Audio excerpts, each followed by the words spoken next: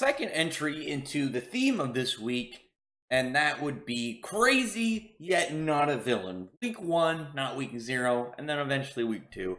But for now, the Black Clover installment of this theme is going to go down to Luck Voltia, a surprisingly popular character. The thing about Luck, I think that people really love, is he's just not only generally entertaining, but he's got a really cool design, and he has this offset kind of rivalry with Magna that I think a lot of people really enjoy, and it doesn't have the same feeling as Austin, but you get like that refreshing sensation of it because you get theirs not as often, and it's a little bit weird because unfortunately Magna does never comes even close to Luck in the popularity polls, but Luck as a character, he was actually a pretty much like prodigy of magic. He was a commoner who was able to beat nobles in combat, and he had a pretty dark, I wouldn't say dark in terms of just like a wicked backstory, but it was more in terms of how he interpret and how you think about it, because pretty much with him,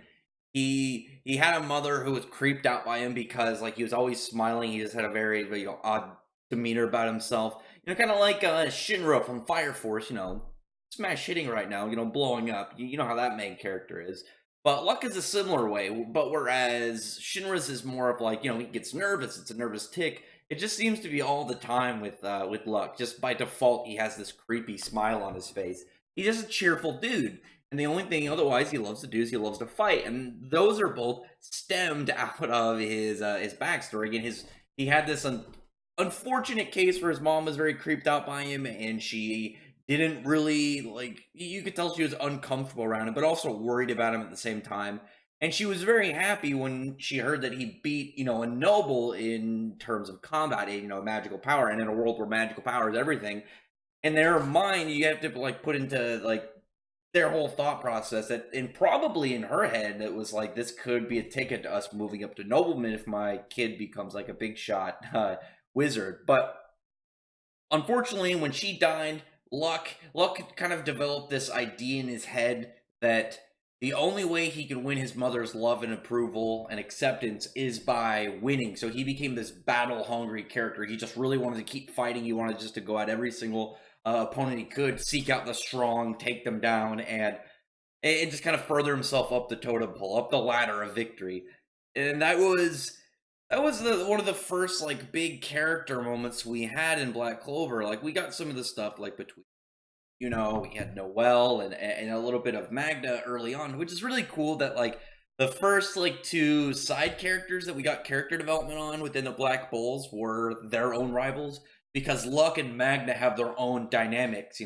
Magna is this, he wants to be this tough guy. He's pretty much like a Yankee scoundrel, and here's Luck, who likes to screw with people, like when they go into the dungeon in the earliest part of the series, the first time we ever see a dungeon, he's like setting off traps for fun just to screw with people. He's ditching his team to go seek out fights and whatnot. But he's got more to him now. Like I said, like when he was in that whole thing, he had this whole like mindset one about fighting this. He had to do it alone. He had to win fights alone in order to, win his mother's acceptance. And when Asta and Noelle kind of, pushed him in the right direction, was able to get his head at least somewhat right, and he was able to see, he doesn't have to be alone because he's got allies. It's not just his mother that he's got like caring and helping him. He's also got the other members of the Black Bulls. And prior to that, it seemed like in his head it was much more like they were just there, like they were members on his team that maybe he could screw with their fight. But he didn't have that same mindset as like a lot of the Black Bulls had, like, this is their crew. Whereas like Luck just kind of seemingly saw it as, an occupation to go fight, go, seek out combat.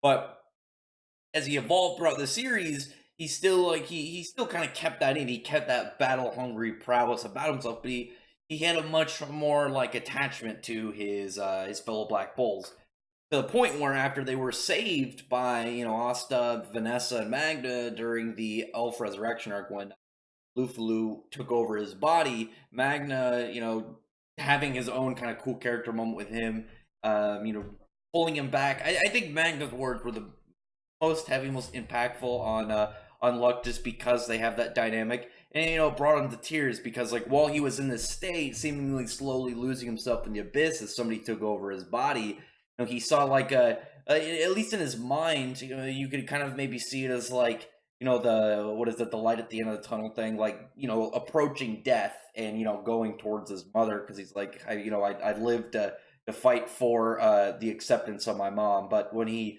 heard the Black Bulls calling for him and wanting to pull him back, he ended up just being like, no, this is what I need to do. I love you, Mom, but they need me too. They're important to me, and I'm important to them. Which actually, again, it'd be a little bit weird if it wasn't like the idea of like at least what her mom would, or his mom would do, because she was like a little bit tearful of that. Because like if she was like, this is like seeing her from the afterlife, she's peering over, and that'd make sense, but it'd be kind of weird. It's like you imagine your mom doing that. It's like you're kind of patting yourself on the back a little bit, fella. Maybe hyping her up. Her getting a nice moment in your imagination doesn't count as a nice moment for her in reality. But Luck is very popular, like I said. I think he's become in the top 10 every single time there's been a character poll. I think there's been 3 or 4 now. I think Luck has been, I think the first one he got 8th, and then he got 7th, 4th, and then 8th. And last time, I think there's a 4th poll, but I don't remember off the top of my head. But Luck always, he hits really high. I think it's that action aspect that people really like, but also that kind of, a little huggable side to him, because you just want to be like, get in there, buddy, go get him, go fuck him up, go tear up these dudes. And he's like, okay, I'm on it. Skips his merry way in there, and you think, yeah, he's gonna beat up those dudes, and then instead it's just like he's beating them to like near death themselves, and they're just like holding on to dear life, being like, please let somebody else show up that he can kick the shit out of and leave me alone.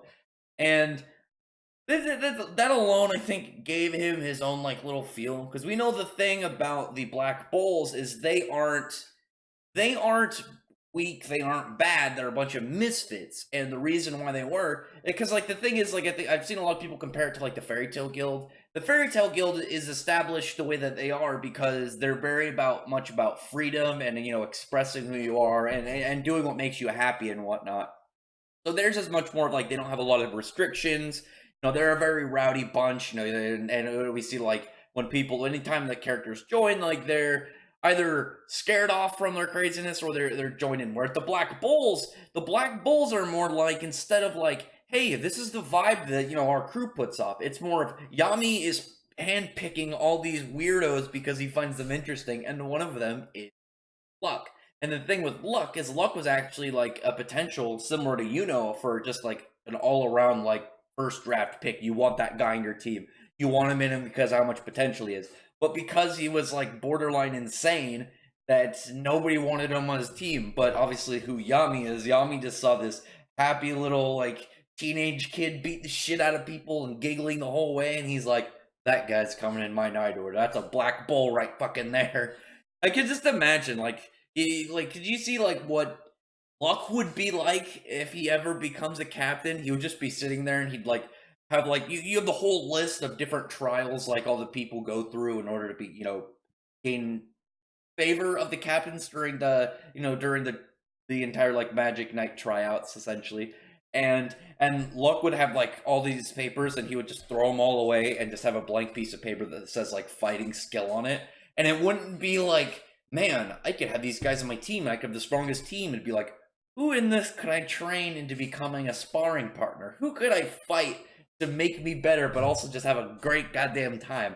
And that's one of the things about Luck that is just, he's got a cheery aspect to him. A lot of the Black Bulls are very, very likable. They're much more compact. Think about like looking over at a lot of other crews. Like you look at, again, like the Fairy Tale Guild, they have their core member, and then they have a handful of characters that cycle in and out. But sometimes it feels like it's the same characters cycle in and out. You don't get as much spread out, I think, with the Black, or with them versus the Black Bulls. The Black Bulls are much more of like, here's the core team, and here's the characters that we're gonna cycle in for this, and then they'll leave. Then we'll bring in some other characters. Maybe some of them will be in different groups.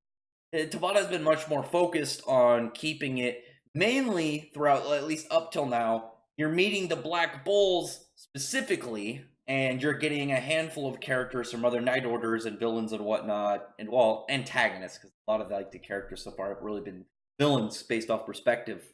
But the thing with that is you're able to get a lot more out of these handful of characters. And Luck already, even within this small amount, he's got a really enjoyable personality, cool fighting style. We know his backstory. We've seen clear, good development. He's got a rival, and he's got a lot of potential moving forward. Like he's got a high level of sense on magic. And you can only imagine certain things might come natural to him. Like he could easily, again, learn something like Mana Zone, which would enhance him greatly. Because what is his Thunderclap spell? I can't remember that one attack because he usually just goes around being like this. Oh, I enhance my speed with lightning boots, and I enhance my attacking capabilities with lightning claws. But he sometimes has that little thunderball. He shoots around that little lightning orb. He could, if he shot that from multiple directions, that'd actually be really good with Mana Zone. Or maybe somehow, I don't know. I guess like Mana Zone in general would still increase like his speed and mobility to like an extra level. But Magna and him have a lot of chemistry. Magna, though, I don't know if he'll go as far because his thing is more of developing on his level of combinations with his weird fireballs and, the different ways he can kind of like make him hard to track. Whereas Luck is just, he is a very talented kid. The only thing that is his downfall is that he's pretty crazy, and he'd be really easy to like trick into like a fight. Like if Zora, like if you put characters in him, I think Magna is one of those characters that could contend with Luck only because like he knows him. But you could say the same thing about Luck. They just kind of would be able to figure out the other one, and like you get characters that Luck would be able to completely demolish. But one of the ones, like again, like someone like Zora would just like I try to snap there. I'm not very good at snapping. There we go. If you heard that, but he would probably be able to just kind of like bait in Luck and just be get him over and then just zap him right there, get him in a trap. That's definitely his downfall. He's probably very easy to lure into your setups and your combos, and it's one of those things he's gonna have to eventually overcome. Like that'd be a really cool part to see in the future. It's like he gets ready to get in a fight and he's like so anxious and so excited, but he's like, I have to think of a strategy. I have to at least look around the battlefield. I have to assess my opponents. Just a little bit of like precautionary thing, like even a little bit of like cautious decision making beforehand would be a nice step forward for Luck. We have gotten some good emotional stuff for him. Like obviously now he takes a lot more of his ties towards the other Black Bulls, but how far is that going to take him before you run out of developing more like that without losing his character? Because eventually you're going to get to a point where maybe he's going to be too worried about like ditching his allies behind, getting him in danger and stuff. He's still like this guy who's like, all right, sweet, we're getting a fight. If you need me, just yell. I'll try and come over here. Until then, I'm busy fighting. And he just bolt off and go attack people. Then maybe if you're like, look, help, he'd zip over and, slap one of your opponents and be like, all right, cool, I'm going back. And zap away. But, look, I'm surprised he's so high on the list whenever they do popularity polls, but it doesn't surprise me because of the fact that, I feel like he's got a lot of fangirls.